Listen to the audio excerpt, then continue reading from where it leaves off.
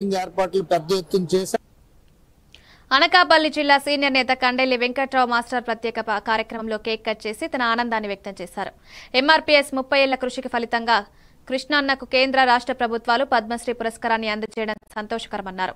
ఆయన మాట్లాడుతూ ఫిబ్రవరి 7న హైదరాబాద్ లో జరగనున్న లక్ష డప్పులు వేల గొంతులు కార్యక్రమాన్ని ప్రతి ఎంఆర్పీఎస్ కార్యకర్త విజయవంతం చేయాలని పిలుపునిచ్చారు. ఈ కార్యక్రమంలో ఎంఆర్పీఎస్ సీనియర్ కార్యకర్తలు వై సూర్యనారాయణ, శ్రీరాములు, లింగాలు, దేవుడు, సత్యబాబు తదితరులు పాల్గొన్నారు. మరి ఎంతో మంది ఈ గ్రామాల్లో చూసినట్లయితే యువతి యువకులు 10th క్లాస్, ఇంటర్, డిగ్రీ, పీజీలు, బీఈడీలు కూడా చేస్తున్నారు. వారెవరికి కూడా ఉద్యోగాలు ఇంకా రావలేదంటే దానికి కారణం ఒకే ఒక కారణం ఏబిసిడి వర్గీకరణ. ఆ వర్గీకరణ అనేది జరగకపోవడం వల్ల నా జాతి నష్టపోతుంది, నా జాతి వెనకబడి ఉంది, నా జాతిని మేల్కొల్పాలి అనే ఉద్దేశంతో ఆయన 30 సంవత్సరాలుగా పోరాటం చేస్తున్నారు.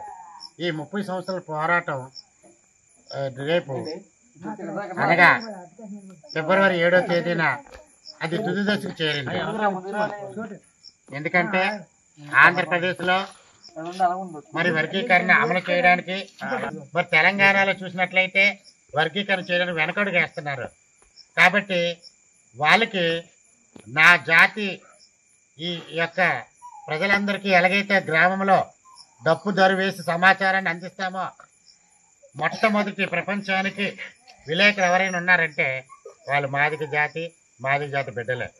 కాబట్టి ఈ సమాచారం ఏదైనా పెద్దలు చెప్పినప్పుడు అందరికీ చేరవేయడానికి, సమాచారం ప్రజలందరికీ పంచడానికి మనం ఎలాగైతే డప్పు అనే ఆయుధాన్ని ఉపయోగిస్తామో, ఈరోజు అదే డప్పుతో